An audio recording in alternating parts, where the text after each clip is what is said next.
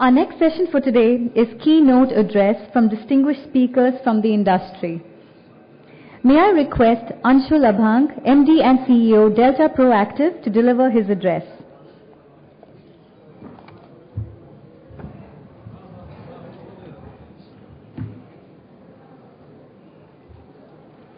So, very good afternoon, all of you.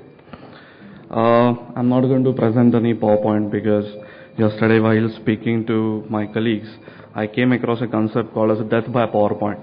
And I was so fascinated by it that I decided not to make a PowerPoint and go ahead with it.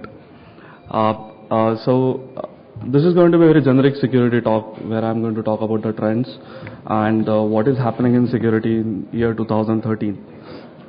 So today when we talk about IT security, it is one of the upcoming trends with the current technologies like big data, analytics, social media, and so on and so forth. When we talk about security today, yes, it's a growing sector, and we all have seen the traction, and the room full of people itself speaks about it, so no more to talk about the same. So today when we speak about the risk as such, it's a connected risk. We are not talking about individual devices or the risk about a single system. Your legacy systems are today connected, your endpoints are connected. Even today your desktops, your workstations, your mobile phones, everything is connected. Just to give you a small example, let me ask you a few questions and you yourself will understand that what kind of risk are we talking about. So I want to ask a simple question, that is, how many of you are using smartphones? Can you please raise your hands? Wow, that's an amazing number. How many of you usually access internet on the smartphones? Great. Now, how many of you have got anti-malware or antivirus on that smartphone? Okay. And how many of you have purchased it? Okay. So here we are talking about the real risk, right? So we have never spoken about the endpoints. We have never spoken about the devices. If we today speak about the IDC report, so by 2015, every 3 out of 5 devices that would be shipped in Asia Pacific except Japan would be the smartphone devices. So that is the kind of connected risk that we are talking about. So today's risk is not just about a single standalone system, but it's about the entirely connected system. When security as such started evolving, so it started with something called hacking, then came the cyber espionage, or we can say corporate espionage, where companies were targeting each other to steal data, which is still going on. And today we are talking about cyber warfare as such. So when we are talking about cyber warfare, what are we exactly talking about? Its security had just become a corporate risk. Is it just a risk that is there with your devices? No. It has become something like a geopolitical risk today. So when we talk about geopolitical risk, not just the nations are launching attacks against each other, but you are even talking about offensive capabilities being built around the globe, not just defensive capabilities. If we talk about social media today, which is one of the ever-growing fields, we know that, and I'm not even going to ask a question that how many of you are on Facebook, but social media risk is growing. 82% of the Indian companies today use social media during the corporate office hours, and that creates a very big risk for data to be leaked out. These are the risks that are being ignored by the companies today, which can be seen as a very simple risk, very low-lying risk, but can create a very big impact on the organization. Few years back we were talking about phishing, we were talking about smishing, wishing, but it's no more phishing as such. Today we are speaking about spear phishing attacks, which are targeted towards a particular organization.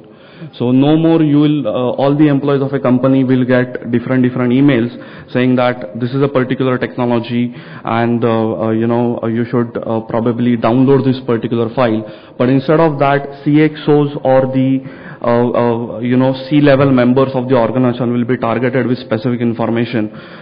Their information would be found out using different resources, and the attacks will be launched. So for example, if my portfolio is known to certain banking investment organizations, I will receive specific emails which would be related to my particular profile, which can bring more results to the table than just having a simple attack.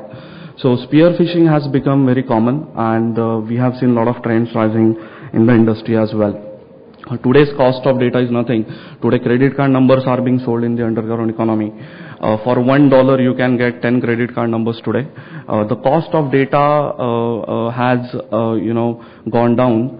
This basically leads to certain things, that is how the data is being leaked out today. I am very sure that you must have gone to different merchant outlets. RBI has come up with different guidelines. For example, you go to an outlet where you give your credit card for swiping, and the person not just swipes at the point of sale, which is usually a PCI PED certified device, but he also swipes it at the machine, the endpoint machine, on which he is doing the billing. Has anyone ever asked the question, why is he doing that? Basically, the data is being captured in such devices, and such kind of risk also lie in the market, which we usually don't account for. Everyone has been talking about technology risk, but today we must speak about people risk, process risk, as well as technology risk together. The human risk factor is increasing day by day.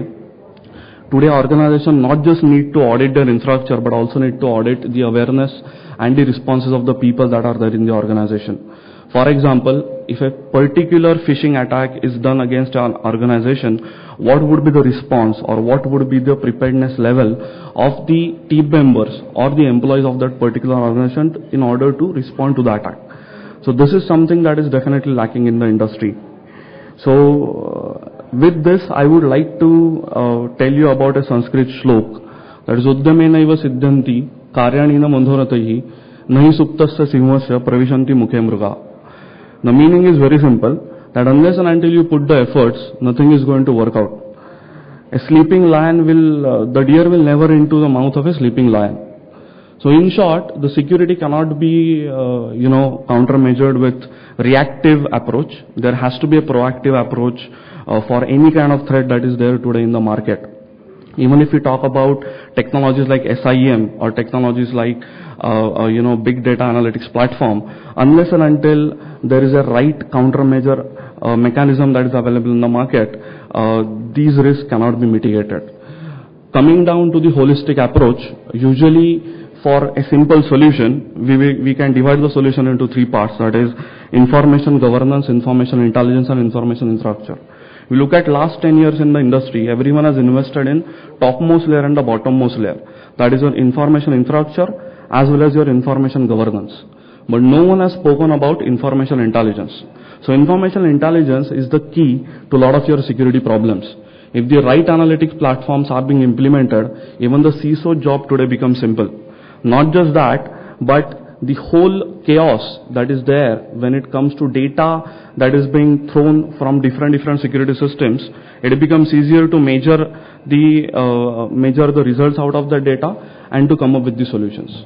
So with this, I would like to invite all of you for a session tomorrow, a breakfast session that has been hosted by DSCI and us, which is a security thought leadership session, security in 2020.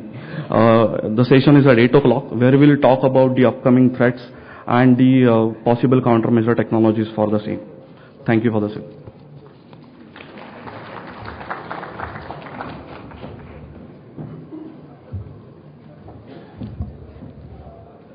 Thank you, Anshul. May I now request our next speaker, Harsh Marwah, Country Manager, Verizon, to address the gathering, please.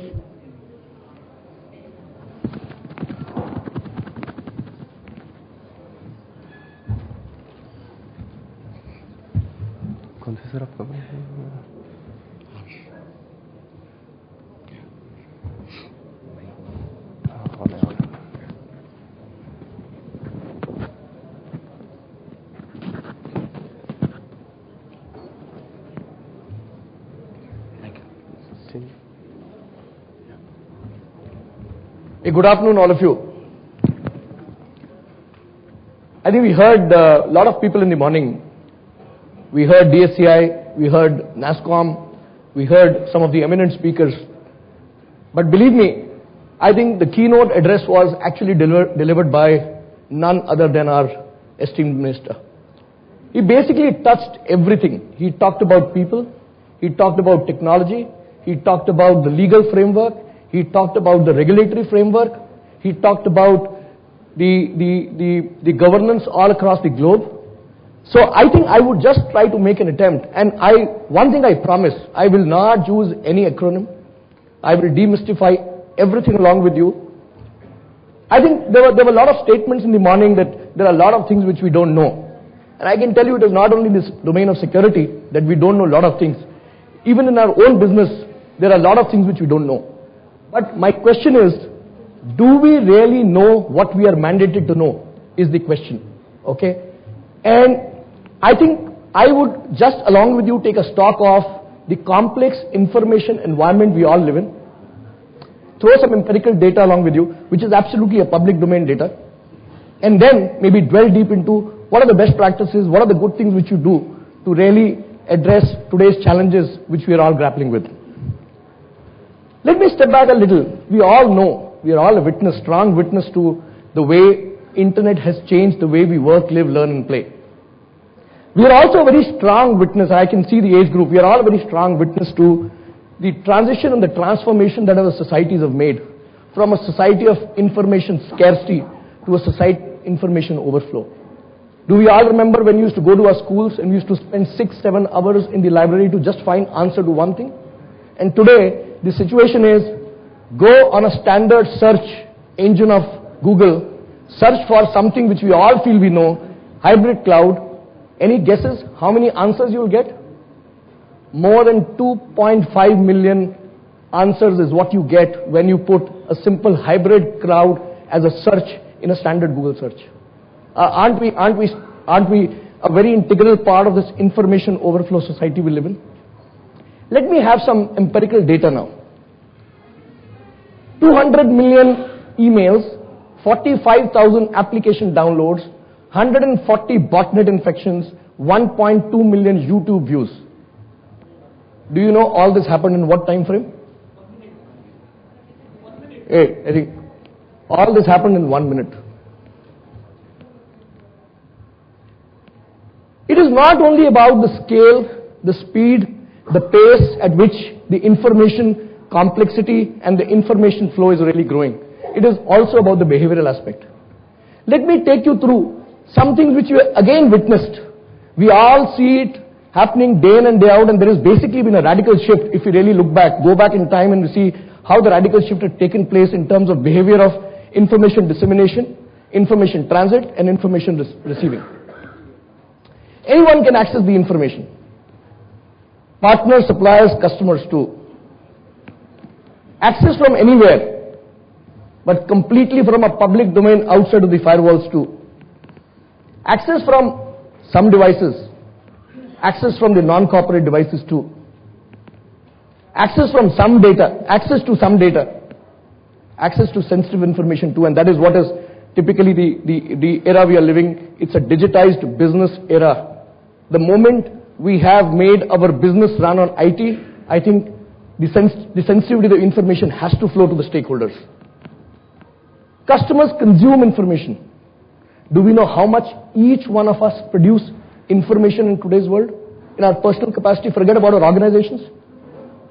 I can assure you, all of us are members of at least 2 public email domains, 1 corporate email domain, couple of e-banking accounts.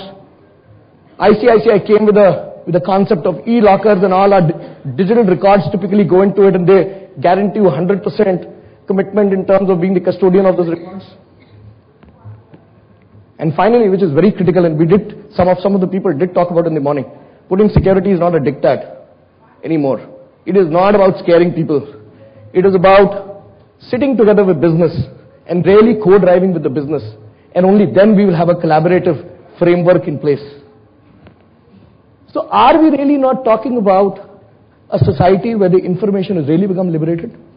And it has really added complexity to each one of you. I think we must all acknowledge the kind of complex situation we are in, the problems we are grappling with, and the solutions which we need to put together to really see that we get past some of these challenges. When the information flow, the entire business complexity is all in front of us, I think the operating model has also become very complex. Let's look at the operational challenges. Cost is number 1, okay? I remember, 5-7 years back, when the security expenditure was to be made, It used to be a very simple empirical formula. 3% of my total IT network software spend is going to be spent on security without really realizing where I really need to put in. I think today it is not about data center security, it is about data centric security. Do I really put a price tag to my data, my information? Let's look at the contractual obligation. The contracts have become more complex than ever before. Some of you, I think most of you come from the outsourcing industry. There are multiple laws of the land which come into play the moment we sign one contract. There are situations where we have to sign up on outcome-based models. There are multiple laws of the land which come into play. The things become even more complex when some of the industry compliances come into play, whether it is financial services, the PCIs we've talked about, the HIPAAs, the GLBA. So all these compliances make our life even more complex. And finally, the legal statutes. Look at the Indian environment. The IT Amendment Act 2008, IT Amendment Act 2011, RBI Guidelines on PCI 2011, RBI Security Guidelines 2010. All this is something which we need to really be aware of and then put the entire security framework into place. This is not it. There are technological challenges. Mobility is become a part and parcel of everyone's life. It's given. Okay? Rich, real media content is given, so cloud is inevitable. So all the corporations who have not really embraced cloud and mobility and some of the technologies we talk about, I think there is something drastically wrong. It's not about hiding away from the reality, it is about knowing the reality and then trying to put the mitigation into place. Data proliferation, we all talked about. As per the research, in next 5 years, an average enterprise is going to add their data capacity by 800%. And we all know the kind of environment we're living in. We all are getting used to something called the private cloud. So look at the data proliferation which is happening all across us. Internet of Things, people did talk in the morning. All that it means is 10, 15 years back on the internet, the only assets on the internet used to be humans like you and me. Today, believe me, we are going to be outnumbered. It's all about machine to machine. All gadgets, all equipments which we carry, whether it is household, or corporate, or personal, they're all connected to the internet. This is not all. And then the evolving threats. People did talk about hackers have become too damn smart. It's like a virus vaccine war, right? It's going on and on. Who's smarter than the other? This is something we call as advanced persistent threats. These are continual threats.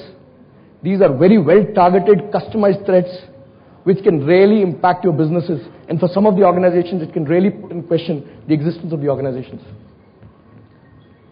We talked about 0 day. It's not about 0 day anymore. It's about 0 hour. Right from the vulnerability is published to it is compromised to the mitigation which comes out from some of the vendors. It's no more man in the middle. It's man in the browser. So what happens to our 2-factor and 3-factor authentication, which we always used to talk about? What happens to our SSL and all the encryption technologies, which we always used to combat the man in the middle? It's about man in the browser today. DDoS, we're all aware of. We're all aware, I don't want to take names, but we're all aware of some of the Indian banks which got compromised, their websites got compromised. Some of the international banks, their websites got compromised.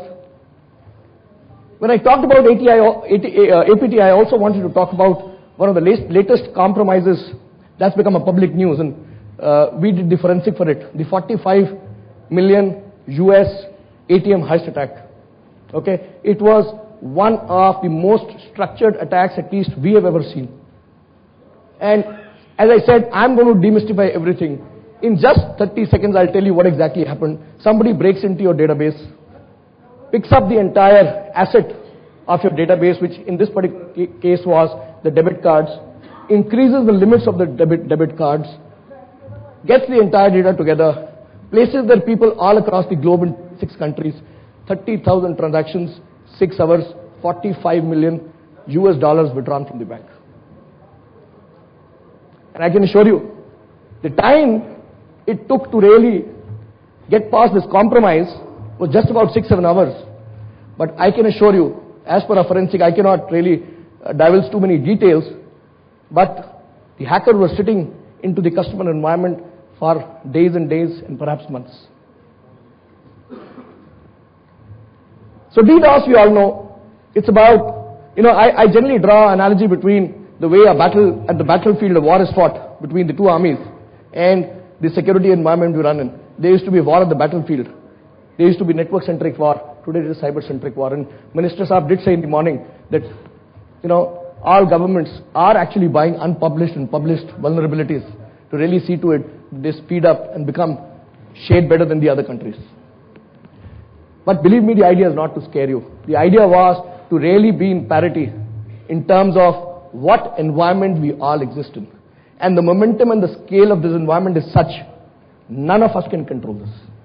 So what we need to do is, and this is, Verizon typically comes out with some of the trends, and one of the trends which is very, very explicit is the shortage of security expertise forces the organizations to really relook at their cyber security management, whether in the form of investments or in the form of the model which they look at cyber security. All this is being challenged today. The governments, the senators are writing to the Fortune 500 companies back home in the US about their views on security and what do they think about their security. Are their organizations secure from the business standpoint? 70% of the stakeholders in security are going to report the security posture and the security readiness of their organizations at least once a year to their board of directors. So it's a business problem today. And that's what I was wanting to really share with you. Do we really know what we are supposed to know? The first is obviously, the first step is to know what the risk is. And how do we really get to know the risk? We really identify the assets, look at the controls, what are the threats which could really be vulnerable, and finally, if they get compromised, what is the kind of impact to my business? Okay? But look at the reality today. 66% of the data breaches remain undisclosed for months. 52% of the breaches involve some form of hacking. 69% of breaches detected by third parties. So people talk about, it is a matter of self-esteem that I will not go and report, but let me tell you, some other people are reporting on your behalf that this organization has been compromised. 70% of the network intrusions, exploits, are happening by genuine hackers. It is not no more a fun business. It's a genuine business, and people did equate that industry equivalent to our own IT BPO industry in the morning. And this is typically from our DBI reports, which is data breach identification or incident report, where we go and share all the incidents and breaches which have happened all across the world, and who are our partners. There are certs from different countries. There are who's who in terms of the corporate sector, and this is something which Verizon shares in multiple forums across the globe. How do we resolve the security maze? There is a jigsaw. We all know the complexity of the whole thing. Let me make an attempt to share with you what is that we can do to really combat some of the challenges we are grappling with today. One, we need to have a very strong governance risk. Everybody talked about GRC, but we genuinely need to have a very strong governance risk management practices in place. You cannot do in silos. Okay, it is just not about a tick in the box that I did the risk assessment of the organization and the risk assessment look like this or look like this without really involving business. Because the business is really aware of what is the price tag on this information. So do we really involve and collaboratively work with the business stakeholders to really put the security decision making? Third party, we just cannot ignore. Okay, we did talk about partners, customers, suppliers, and the whole fraternity, which typically sits on our network and information as if they are a part of our organization today. I think just mark this word called continuous. It has to be a continuous assessment to mitigate threats and improve the security posture of the organization. 6 months, if today we do a security posture assessment of the organization, okay, 6 months later, believe me, if we really do not do much to really continually assess it, I can tell you we'll be in a very vulnerable position if we go in a very static format. Realistic risk assessment and management, and this is what I just talked about. Make security a business enabler and not a showstopper. We can actually get disconnected. I will, without naming some of the organizations, some of the I would say, very sensitive organizations, they have a methodology of having one intranet, one separate PC to the internet, yet another PC to something else. So it is all about making security a business enabler. Measure and enhance security awareness. Real-time event log management, and this is what I was talking about. I was talking about the 45 million ATM heist attack. It is all about data-centric security, not a data center security anymore. We have to actually put security in line with what my information and the price tag on that information is. And finally, last but not the least, it has to be end-to-end. That's one. We cannot look security from a fragmented point of view, and it has to be on a continual basis. I think I've just ran out of time. So I just take 2 more minutes if you allow me. It is very important. So what it basically means, somebody has to be the super glue. Somebody has to stitch it all together to really come out with a solution. If you look at the acquisitions which were made by Verizon in the last few years, it's all about network. It's all about putting the security practices in place with cyber trust, 4G on the mobility space.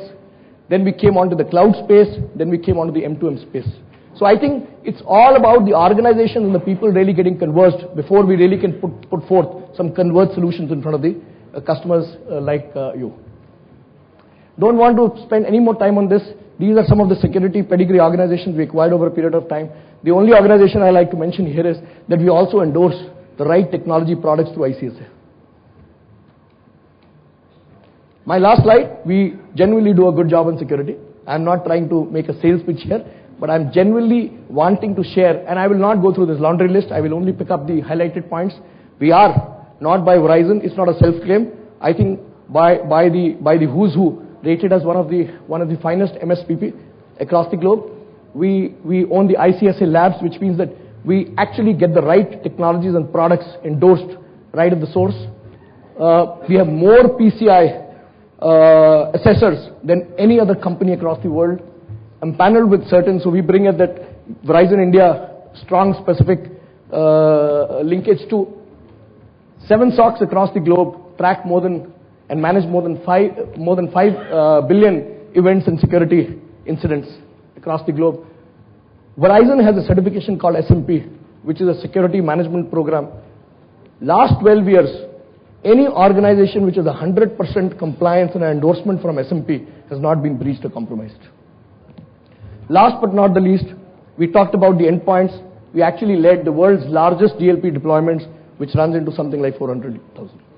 With this, thank you very much. Really appreciate you've been an audience, very patient audience, and sorry for going past my time. Thank you. Thank you, sir. May I now call on stage our next speaker, Pierre Noel, CSO Microsoft Asia Pacific, to deliver his keynote.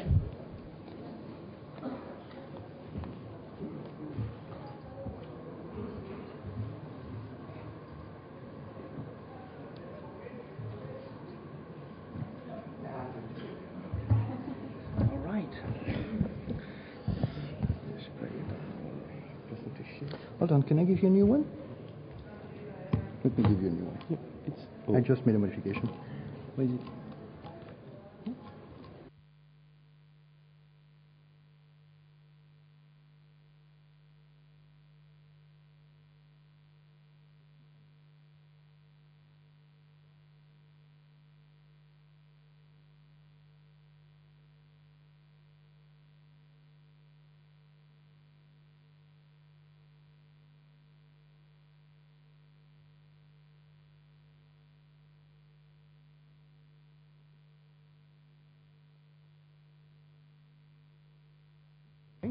Yeah.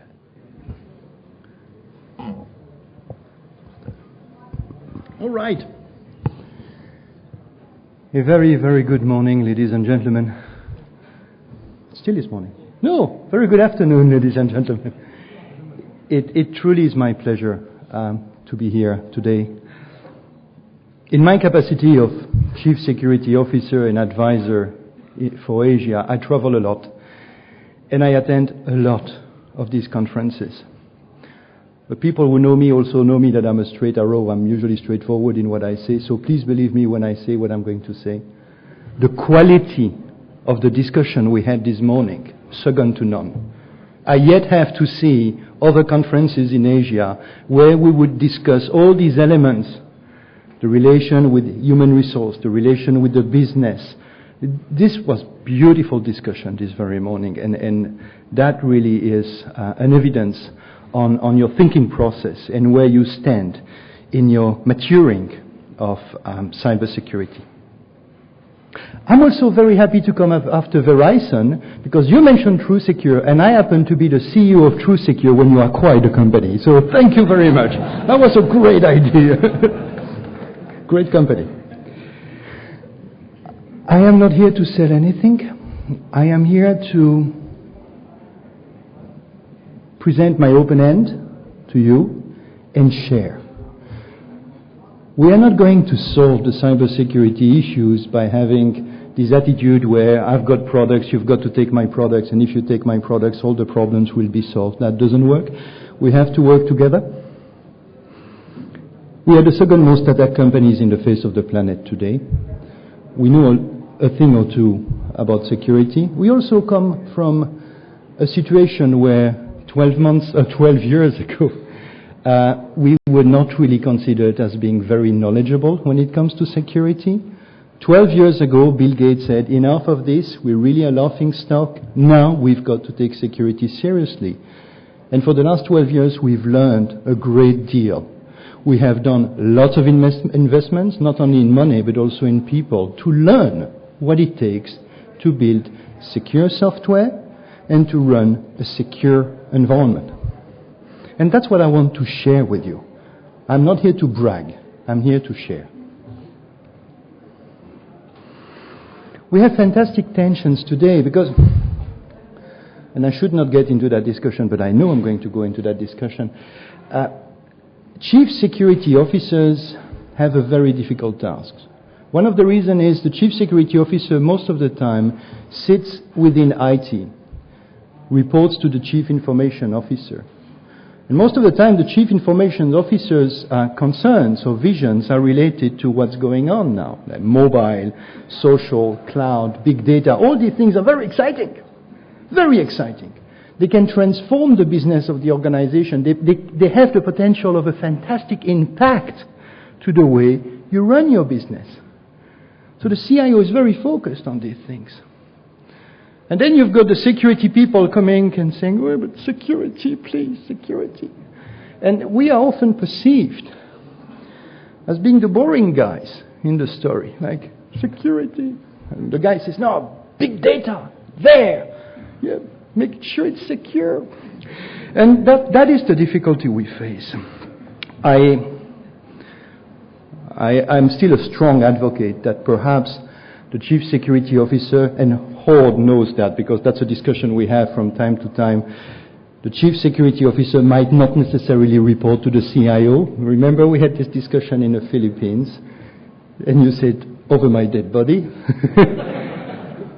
I do believe that one of the good places for the chief security officer might also be under the risk department team, the chief risk officer, because the risk people understand security much better than IT understands security. But it's an ongoing discussion. What is needed is to combine the vision, the willingness to go further, to do new things, sexy things, as well as the need to make sure that we remain secured, that we do things in a way to protect, to control the risks. It's not easy. And very often the security people are not really heard. One of the great difficulties for an information security team to succeed within an organization is really for the security people to be able to elevate the message and to make their message understood by the business, understood by the CEO. Very often when a security guy goes to the CEO and says, we've got a security problem, after 20 seconds the CEO will say, you're talking to me, I've got no clue what you're saying. So the difficulty is to elevate the message, to make the message relevant to business people, to non-security people. And that is one of the tasks that security people have to undertake by themselves. They have to elevate. And that's why risk people can help, because risks are usually reasonably understood by the business. So by associating security to risk, we have a better chance to have our message understood as opposed to associating security to IT. But I digress. At Microsoft, and like I said, I'm here to share. None of the stuff I'm going to show you is promoting Microsoft per se, and none of the stuff I'm going to show you has any price tag to it. You want it, you take it. If you want to know what's going on, if you want to have good visibility on the reality of your risks, you need to have a landscape. You need to have an understanding of what's going on. We produce a security intelligence report every 6 months. If you are in charge of security, the very least you should do is to read this security information report. But please, don't read only Microsoft Security Information Report. Verizon does a very good one. So is Checkpoint. So is Symantec. Take them. You have to understand your landscape. You have to understand what is really happening. Because if the way you collect information is by listening to the sales guy will always pitch it his own way. So collect the information from this kind of neutral research. And this one is truly neutral. We collect, we put in a database, we show. We don't make any modification to that. So intelligence is critical. The second point, if you ask me,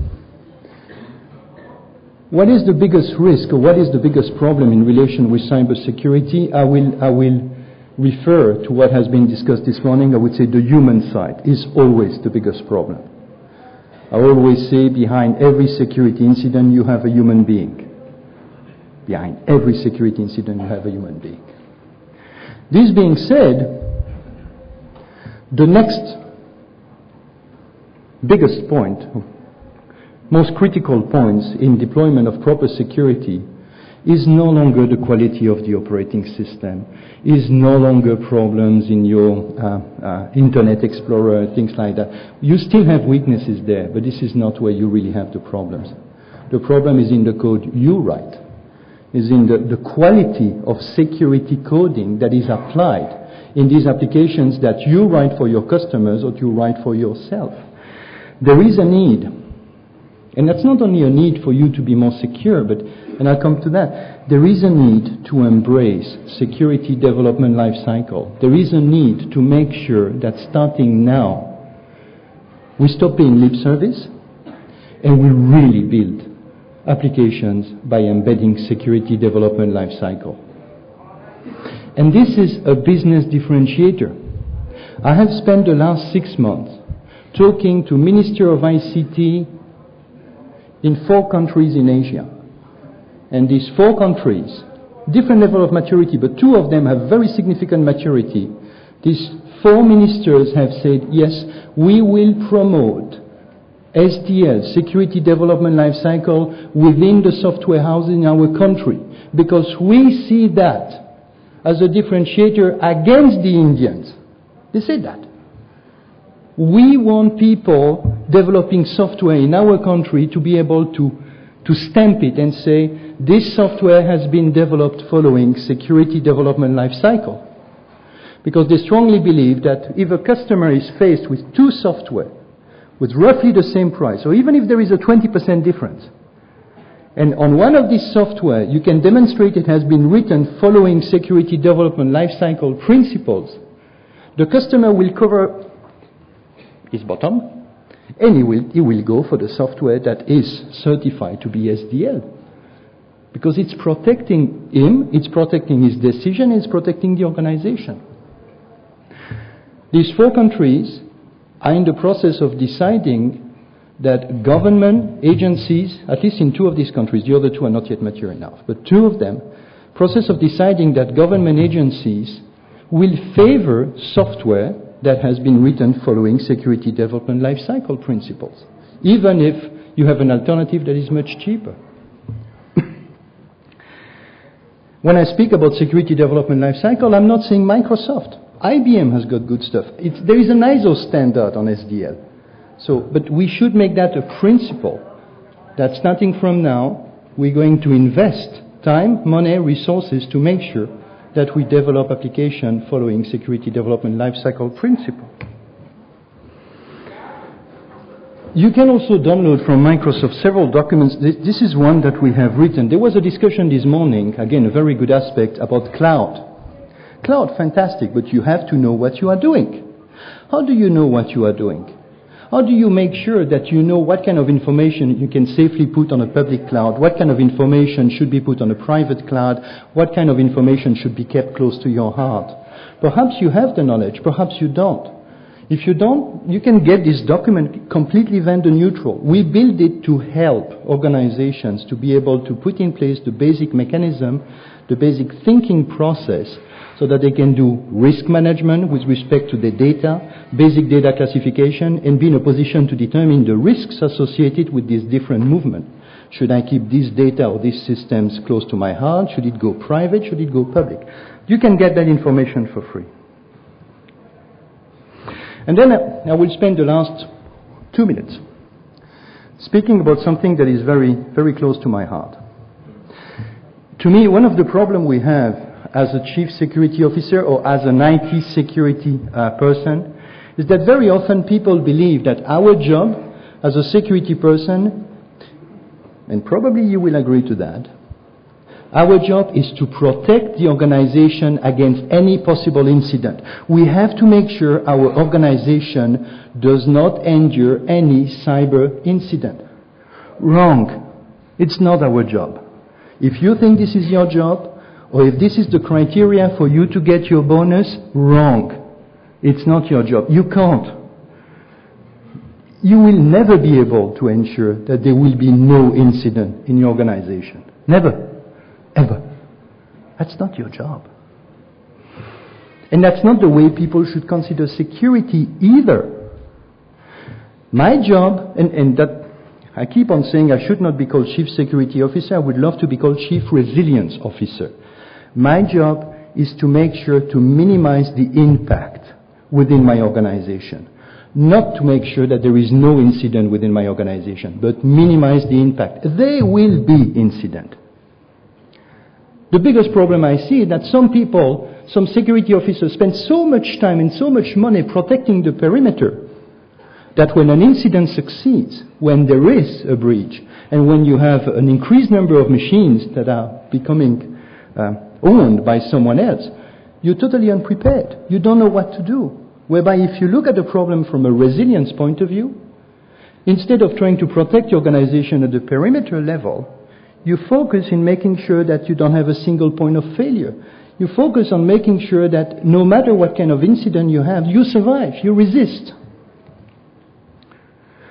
We have worked with some universities and we have built some resilience methodologies. I'm not saying it's the best in the world. It's just something we use.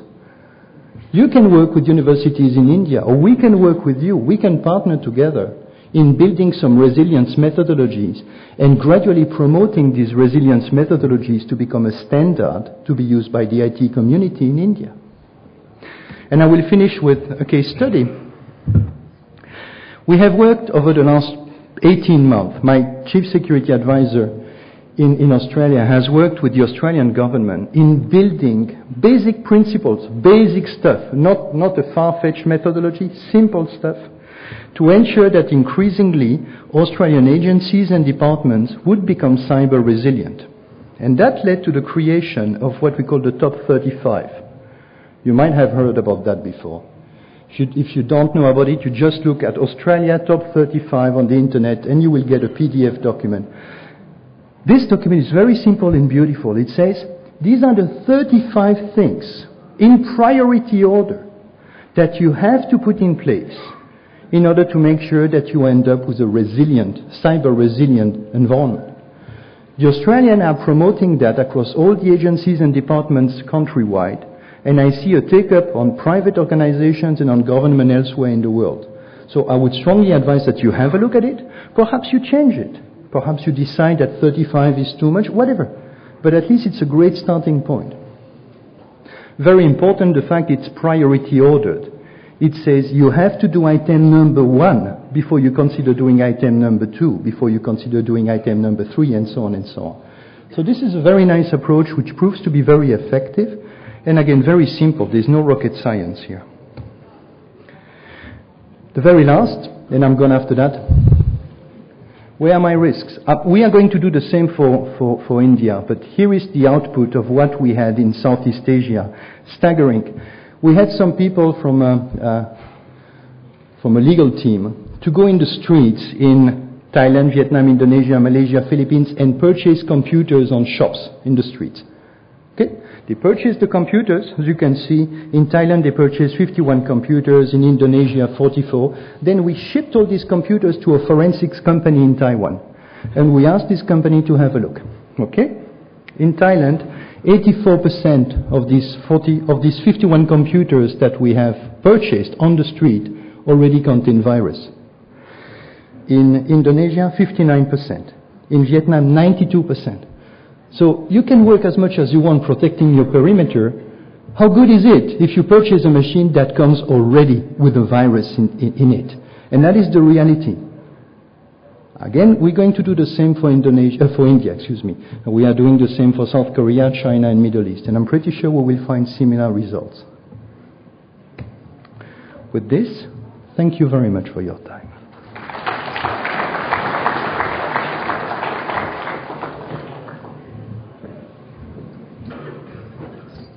Thank you, Pierre.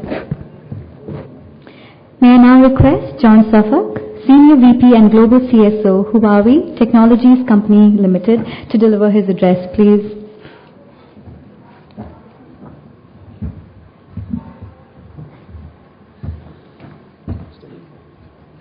Do you have a presentation? It's on here. Desktop.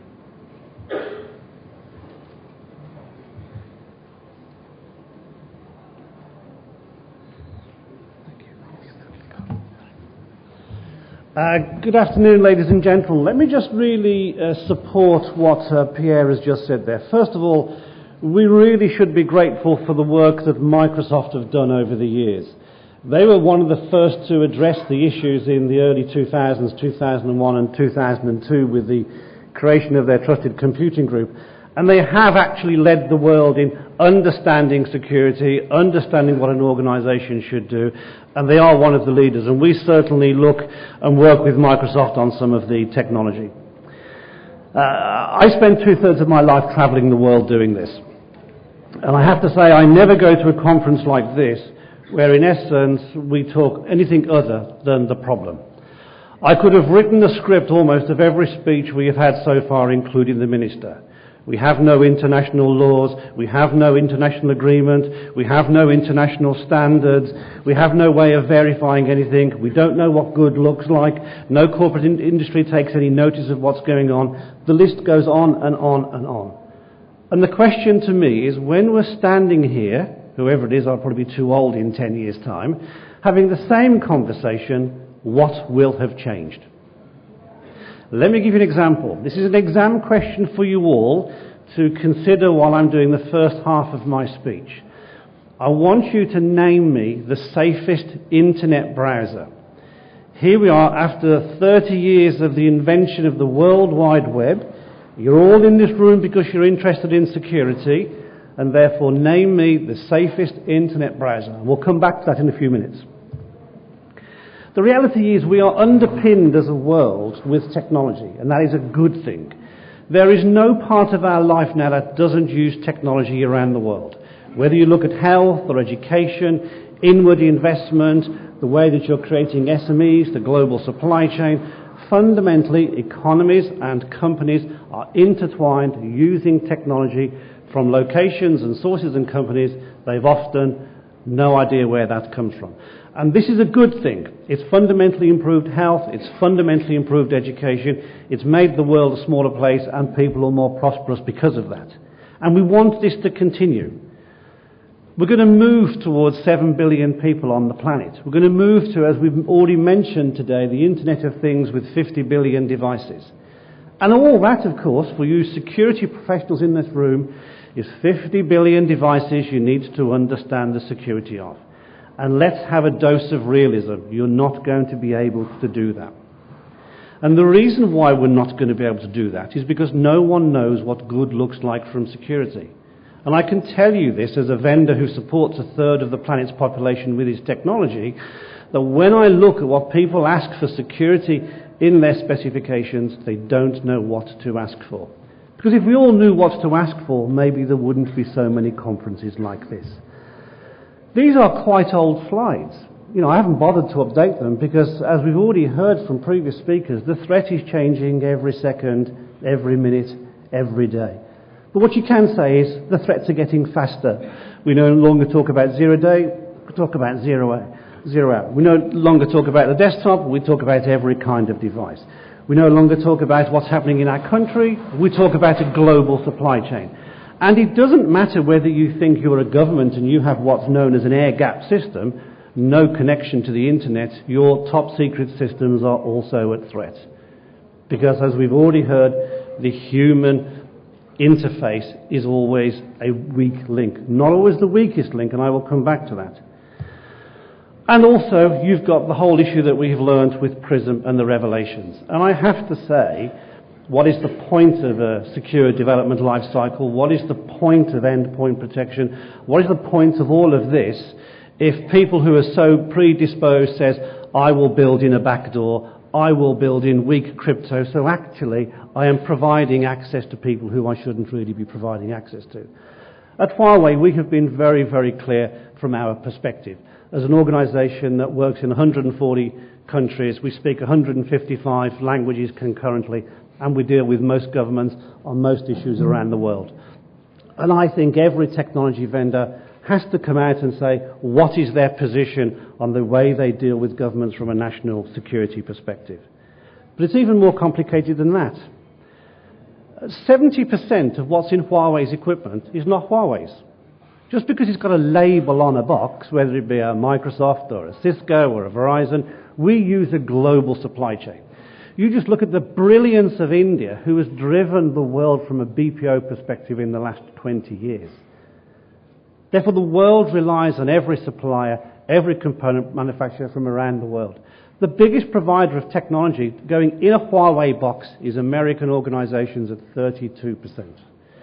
Everybody chooses the best country with the best talent in the world, which actually then develops and builds or writes or manufactures their hardware and their software. So you can't always say when you're looking at a security, am I buying from company X and country Y? The answer is no. You need to know what's in the box, and your vendors need to know what's in the box. So, back to my question before I talk about how we do this from a global technology company. Who would like to hazard a guess on the safest internet browser? And I know the answers you're going to come up with, by the way. Okay, just shout them out. What's the safest internet browser? Sorry? Any others?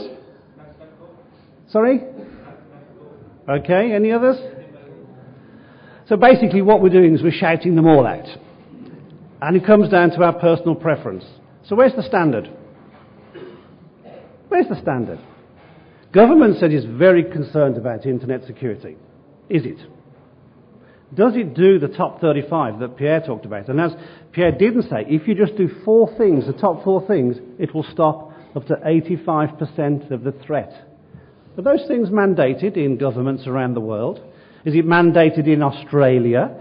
Is it mandated in corporates and critical national infrastructure providers?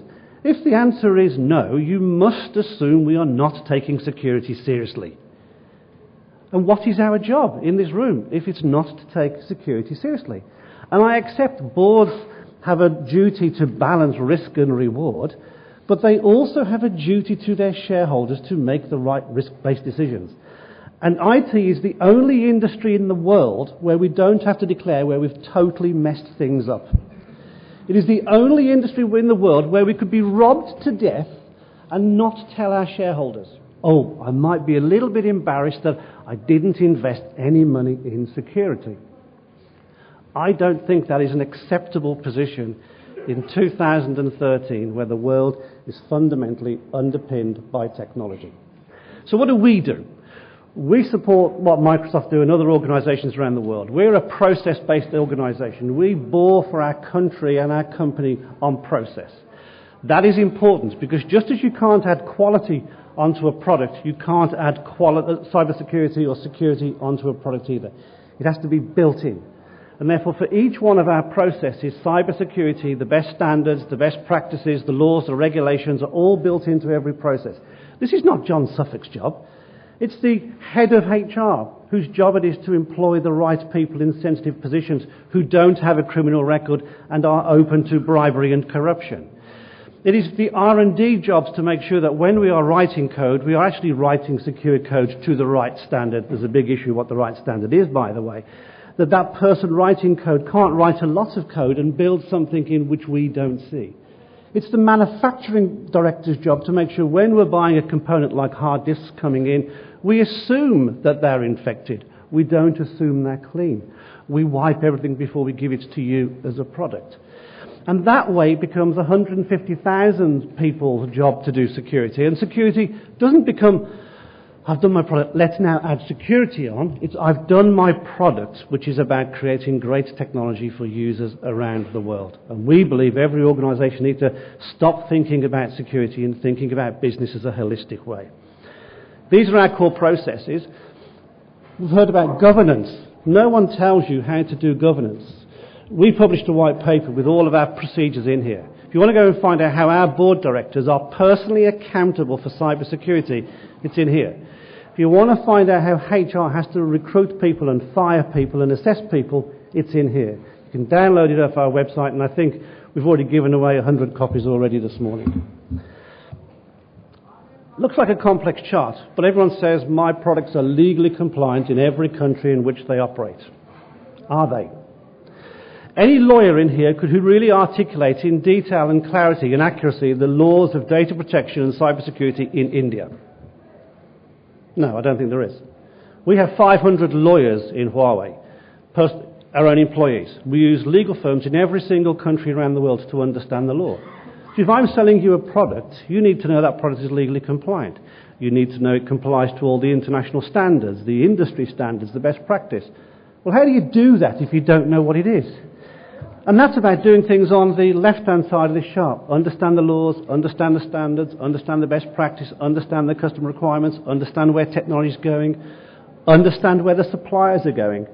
If I include Microsoft, as I do, as a component in my software, and I sell you a product for 10 years and you want me to fix it for 10 years, Microsoft come along and say, but the bit you just bought, we're only going to support for 5 years. What do I do with that 5-year gap? No patches. No fixes, no vulnerability corrections. You're now exposed. And I might not tell you, because why would I? So even understanding what's in a component of a product. Then the whole issue of things like secure development lifecycle. We have our own, it's called Integrated Product Development. It's based on all the industry standards, but it's right for Huawei. And this is about how we consistently and completely consider security in every other requirement, not just security when we design and build products. But once I've designed and built it, I have to sell it legally. In some countries, certain functions are illegal to be sold. It's illegal to even have the source code, the code, within the object. So if you don't know the law, how do you know you can sell a product in a country? And salesmen are there to sell. They quite want to forget this little, no, maybe you shouldn't sell this product or this feature, because that's what we train them for. Sell, sell, sell, sell, sell. So I have to train them not to sell as well. But once I've sold it, I've got to build it. Untampered products, make sure no one knows what product's going where, make sure no illegal software has been loaded on, make sure it does what it says on the tin, and when it's delivered to you, no one's broken into the supply chain and swapped Huawei components with other people's components. And then I have to install it. But the law in India is different. But if I move an engineer from Brazil to India, and I don't teach them the data protection laws of India, and he or she does something wrong, is that my problem because I haven't retrained them on what's right in India, or is it the engineer's fault? What happens if I have trained the engineer and he decides to do something wrong? Do I say, there, never mind, these things happen, no one's worried about security? Or do I basically say, this is a disciplinary action? We've trained you, you have the policies and procedures, you've chosen to ignore it. I'm afraid that's a disciplinary action. And if you're not going to go through disciplinary action, why bother having the policy and the procedure in the first place? It's a complete waste of everyone's time. And last but not least, we work on the ABC model. Assume nothing, believe no one, including do not believe me, and check everything. So whenever a team does something, it's assumed that they haven't done it. We don't believe them when they say they have done it, and we go and check it. And then we check it and we check it again. And we have this concept of many eyes, many hands, and many checks. And here's the process. IPD, like a secure development life cycle, product comes out in the end, independent teams do penetration testing, another team ignores them and tests it again for a whole host of different laws and regulations. Then we may have country-specific testing to satisfy government requirements. Then we may have customer-specific testing. They may come to China or use another lab or use common criteria. But the objective here is to use as many people as possible to poke and prod and audit and inspect your product. And if a vendor is not being open and transparent on everything they do, my suggestion to you is don't trust them. Because why would you not want to show your customers and governments everything that you are doing? Here's our 12 blocks that we do. I'm not going to go through the details in here, but you can see it covers things like how do you know what standard and law to do? How do you really do HR? How do you employ? How do you move? How do you fire? How do you monitor? How do you do the law around the world in 140 countries where a country's law is different and it's inconsistent? How do you do R&D? How do you do audit and inspection? And again, I've documented all of those in the white paper, and you're very happy to have all of our documentation and materials as far as we're concerned. Because the more we raise the standard for everybody, the more we raise the standard of the IT ecosystem. Focusing on one or two companies is completely irrelevant from security, because none of you only use one or two companies. So let me finish. We're very passionate about people using technology because it fundamentally improves mankind. But in using technology, we have to recognize that all of us have failed. Governments have failed on laws and regulations. The IT vendors, including Huawei and Microsoft and Cisco and HP and everyone else, have failed to design and build secure technology. Enterprises are failing to demand more, they're failing to do the basics, and we as citizens, when we go online, we frequently fail as well. We do what's convenient, not what's always right from a security perspective. And if we want this to continue as this beautiful thing that we have created to make the world a better place, we have to come together and solve these things. But we have to stop talking about the problems. We have to start taking action. My commitment to you is we're delighted to be here. We're delighted to be a part of, India. We've been here a long time. For us, we believe the more you share, the more you work together, the more you'll make progress. And in that context, I think India and the way the industry associations, governments, and the vendors come together to collectively solve this, I think is a very impressive model. So thank you very much, and we look forward to working with you in the future.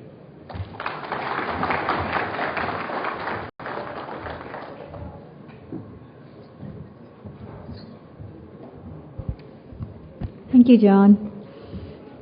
All right, our final keynote speaker for today Next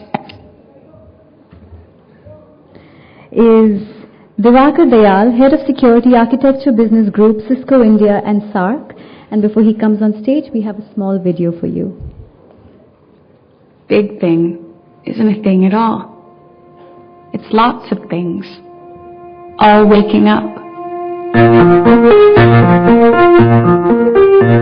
Becoming part of the global phenomenon we call the Internet of Everything. Trees will talk to networks, will talk to scientists about climate change. Cars will talk to road sensors, will talk to stoplights about traffic efficiency. The ambulance will talk to patient records, will talk to doctors about saving lives. It's going to be amazing and exciting, and maybe, most remarkably, not that far away. The next big thing, we're going to wake the world up and watch with eyes wide as it gets to work. Cisco, tomorrow starts here. What if the next big thing is a... Good afternoon. I am Diwakar Dayal, last speaker between you and the lunch, and I will be considerate. I will stick to my time. And if the audience, you behave yourself and respond to me in terms of positive cues, maybe I try and even reduce the time, right? Thanks. So I think before I jump into my very crisp, brief presentation, we heard a lot of, talk around what we call this nexus of forces, or what Gartner typically calls around things, megatrends, cloud and mobility, and things, wonderful things like that, and how that, of course, is impacting our lives, right? But in the same context, I heard a couple of gentlemen, from Verizon, of course, and earlier to me, speak around technology, people, and process. But one important element, while we try and stitch these three things together, is also motive or motivation. You may have the best of technology, and you may have the best of people trying to work in implementing and executing that, and you may also follow the best of processes. But if the foundation has got some challenge in the motivation, I think it becomes really challenging in how you protect yourself.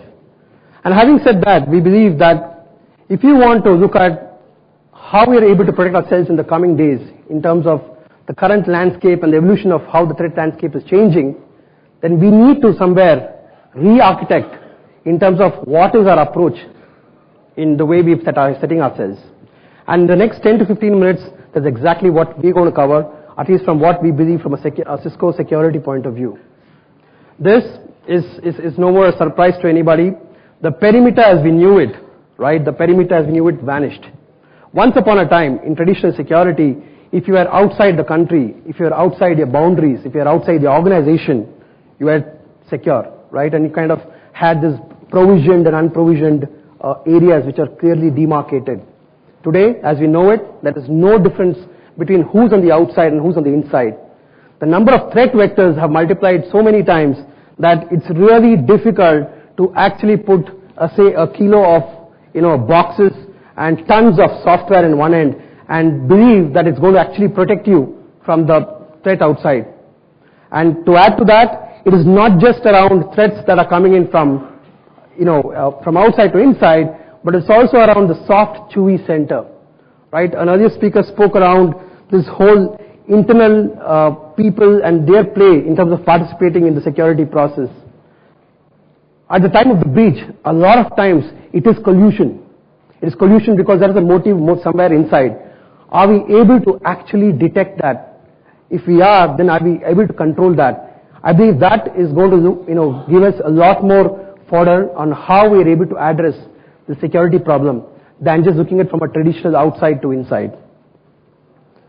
And if you just take a step back, we are at a security conference. I have never seen in my life in the last maybe 2 years that we have seen the number of security related conferences happening, either it's physical surveillance or cyber security or infrastructure security. And that is simply because of the speed of evolution that we have seen. I'm sure many of you here with me will agree. The world today, and specifically India, is on steroids of change. The change is not just driven by geopolitical factors and technology, accessibility, and obviously the whole consumption models, but it's also around how that's impacting the traditional way we approached applying security controls compared to how we can apply the same. The CISO's role has never been more, if I can say, in the hot seat, right? Once upon a time, I think gentlemen spoke very well around how a CISO typically went and had a dialogue with the business. And it was always around maybe like a child to parent. Today, thanks to all the external drivers or seeing around, this whole evolution of security, we are getting a lot more attention. And that attention needs to get converted into actionables where we are responsible in terms of how we're setting up our controls, but also taking responsibility for making sure that we're able to support business as they are expanding across, right? And if you look at the way traditionally security was deployed, it was a very simple problem 15 years back, right? It was really about slammers, nimdas. Somebody somewhere frustrated wrote a code and tried to take down as many things as possible. That environment has changed, my friends. What we saw 6-7 years back, the whole spyware rootkit stories, they were all about operating system vulnerabilities, right? And which was plenty of them around. But what we're seeing today is very, very different. The kind of attacks we're seeing today is not for one to many, but it's actually one to one. It's all around me as somebody who's in an adversary trying to actually penetrate, target a particular individual, right? Through his myriad of devices that he uses across his, daily life through his digital footprint, making sure that I'm able to then leverage him, get inside the organizational network, and then if you're a finance company, it's all about monetary benefits. And if it's about IT companies, then of course it's the precious source code, right? And of course, if it's about government and public sector organizations, then it's all around destabilizing the public critical infrastructure. So the motivation is very strong, and they target individuals, hence they're very patient. That's why the word and the whole jargon around advanced persistent, it simply means that they have time, they will wait for 2 years, right? And if you are looking at solving the problem of advanced persistence and ATAs and the problem that we're talking about in this context, then the approach has to be very, very different. It has to be very different from the traditional approaches that we are used to around the traditional perimeter securities, antiviruses, firewalls, IPS. These are hygiene factors, right? They are given. What we do with this and how we are able to make intelligent decisions is, I guess, the challenge and the battle that we are right now fighting as we move along.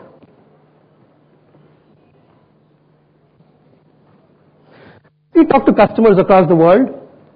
In India, of course, we have our global briefing center in Bangalore. We host more than 1,000 customers, the top enterprises and commercial business, as well as public sector customers in Bangalore, where we showcase the best of products and technologies and look at how the digital India is going to move forward. We hear these three very common problems. If anybody is disagreeing with me, please feel free to maybe raise your hand and I'll give you a chance to maybe add your opinion. But we believe the top three reasons, the challenges today that security professionals, security leaders and administrators are facing. One is around, of course, how do I still apply for compliance and visibility in the changing business models, the changing dynamic model of my IT itself, right? The forces of cloud, the forces of data center and the forces of mobility are changing the way that I traditionally apply. Number two is this big perception and direction gap. Last year, I think one of the reports published by Gartner as well as Verizon spoke around the amount of money and the number of breaches that we saw in 2012. No guesses here, everybody's got a number. The number that I generally shared from Gartner is around $20 billion. $20 billion US dollars was the amount of money that security software industry spent last year, right? And last year, the number of breaches that we ever saw in the history of security, reported, unreported by somebody else, has been the highest as well. Are we missing something here?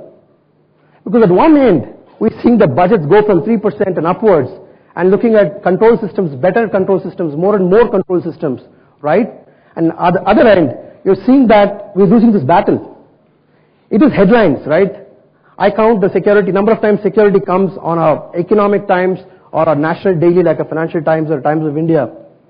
It's at least twice a month. This never happened in independent India, I think, for the last 60 years, the number of times you're seeing security on the front page. And that is also because of the fact that maybe the way we are approaching the problem statement itself, definition needs to be corrected, right? And of course, it involves the usual practices around visibility, it involves practice around control systems, but more importantly in terms of, is there too much fragmentation? And this third problem is something that we always get to hear from most of the top enterprise, financial customers, public sector customers. The fact that to protect my networks, to protect my applications, to protect my digital footprint of my employees and my company, I have to talk to 20 different vendors, having 25 different management systems, having 30 different partners. Maybe that is the source of the problem. Because when you have too many moving parts, you simply have too much complexity. We all know that, right? And there's too much of complexity, then it's the needle in the haystack. It is this whole thing around procrastination. And that is what is resulting in terms of how we are able to actually address a security framework as we are putting it for our organizations. The fact that you talk to 25 different people to secure organization, right? The same, the joke is the Band-Aid effect, right? Every time in the last 20 years we hit a problem, we said, put a Band-Aid. You have another cut in your body, you put a Band-Aid. You keep putting Band-Aids across for every cut that you get. Eventually, what do you look like? The person starts to look like an Egyptian mummy, right? The problem is not about solving it from Band-Aid or appliance-based approach. The problem is looking at it from an immune system or inherently the strength of what you're running and using that strength to become, to help you secure. And that's what I'm going to talk about in the next couple of minutes very quickly. We at Cisco, we believe that as we are building organizations for the future and a security framework, it has to be very different from what we did till today, right? And the approach we believe has to be more threat-centric. Because what you're fighting, what you're protecting yourself against is not your neighbor, who's got nothing to do with your business. It's an adversary, and the adversary could be anywhere, right? So your networks or your software, your applications, your cloud, and everything that you put up as a digital footprint has to be more threat-centric. In a context that one, it understands how are we able to prepare ourselves, the whole control systems, the enforcement points, the generally perimeter that we call, right? The way we defend ourselves, the before effect. Second, of course, is what happens when you're under attack? How do you respond, right? I keep using this everywhere as death, taxes, security breaches, mother-in-laws. They're a hard reality of life, my friend. We may say we have the best technology in the world with the best set of people, but that's the reality that you're going to face, right? Either you like it, you don't like it. The during part becomes important from a context that yes, if I'm under attack, first of all, do I know, am I able to detect that I'm under attack from inside, right? Especially from the inside to outside, command and control sides. Do I know the traffic patterns? Am I able to look beyond traditional signature-based technologies that we all knew 20 years back, the old signature-based technologies, to what we look at a lot more behavior-based, where we use a lot of artificial intelligence in terms of how we are able to see the pattern and then establish the fact that yes, we are under attack. That I believe is going to help us get better prepared in how we detect during phase. And of course, response is once you've been breached, what is the scope, what is the containment, what are the control systems we're able to put in place. And we believe that this excellent word that my friend used from Verizon, it has to be continuous. It cannot be a point in time. You don't secure an airport only for 24 hours. You don't secure an airport only for one set of passengers. If you're going to secure an airport, it is a strategy. And it's got to work across time, right? Because somebody can plant it 6 months before and wait for the bomb to go off, right? Human bomb or whatever. So it has to be one, continuous, but more importantly, it has to be with an attitude that yes, there is no single silver bullet. A lot of times, people in the security industry, we have this every 3 years, the new technology comes in. We had the IPSs, we had the IDS, we had the intrusion management, we have sandboxing, we have this new next generation thingy, right? Understand this, there is no single silver bullet. So no matter what new sexy gadget we're going to go after and deploy in your company, it is not going to solve that problem, right? And that's where I guess we as a company as well have evolved our strategy, going beyond just physical access control and perimeter security, but more into how am I able to give context, right? Because today it's not about am I able to know who the user is. It's more about am I able to know who the user is, but more importantly, what device is he using? Is he using it from his office or his home? More importantly, what time is he accessing? Even more importantly, what kind of network is he coming in from, right? And of course, most important is the health, of course, of the system that he's going to be using. If I'm able to use this, if I'm able to first see this information and able to use this to build my response strategy, then I'm able to make more intelligence decision. And what we believe is that it is good to use what we already have. The single most common thing in the last 30 years around the internet, and of course the history of security as well, is the single thing called the packet. The packet is like the kundali. It knows everything, it sees everything, right? Are we able to extract a lot more from there in a much more intelligent way and then use that to feed into our security devices, point products, that whatever you have, to actually build a lot more real-time, a more visibility-driven framework. I believe that is exactly what we are attempting to do at Cisco as well. I just conclude here very quickly. I believe that the visibility needs not just from a breadth point of view in terms of your network or your applications, your cloud and your devices, but it's also around the whole context that I spoke about. And as we build this context, right, it's about seeing a lot more than you usually do and being able to act on that lot more. This, my friends, we believe will help us in terms of redefining, one, the problem statement, but looking at what we already have. The example I want to leave behind here is villages in India, right? We are one of the most underpenetrated country in terms of police protection, the real world protection. And I want to use example here from an IT perspective. For every maybe 50 to 100 villages, we have maybe just one police chowki as per the statistics, right? But the police chowki, if you look at the number of people they have, not more than 5 to 7, it really is not equipped to handle the population of 100 villages from a security point of view. But they do a good job at it. You know why? Anybody knows why? It's because they use the system. They use the entire sleeper cell. They use the people that are part of the villages, informing them around what's happening, so that they, without actually being everywhere, can participate in securing the people. That's what the network does. The network is ubiquitous. It is like the Narayana. It is everywhere. If you're able to use this and build your security visibility upwards, it gives you a lot more, I believe, control. And that is what we look at when we are preparing the organization around this attack continuum. From somebody said he's not here to sell, I am here to sell. And what I'm here to sell is a problem statement that yes, we need to first change the problem statement, accept that the parameters have changed, but more importantly is prepare ourselves. We are in a battle, we are in a war, and we can't win it the traditional way. We have not just our organizations to protect, we have our country to protect as well, and we need to know the motivations behind why people do what, and based on that we need to really prepare our defense strategy around before, during and after.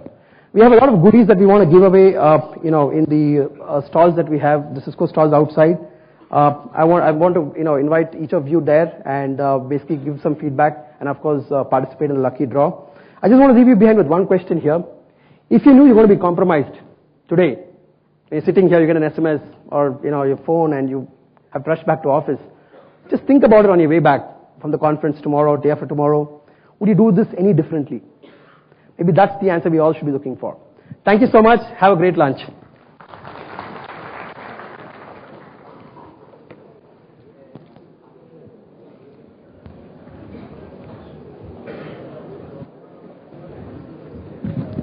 Thank you.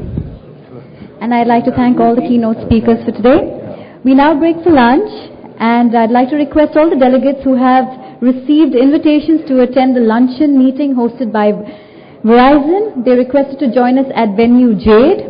The delegates who have received invitations to attend the luncheon meeting hosted by WebSense are requested to join us at the drawing room venue. Also, we shall be resuming our session in an hour with the parallel track sessions. Orgis is conducting a contest in their stall, and you all are invited to participate. At this moment, we would like to also thank our design partner, Team Decode, for the wonderful designs created for this event. And we also have a feedback board which is placed in the registration area, and we request you all to kindly share your feedback. Thank you, enjoy your lunch, and see you in an hour.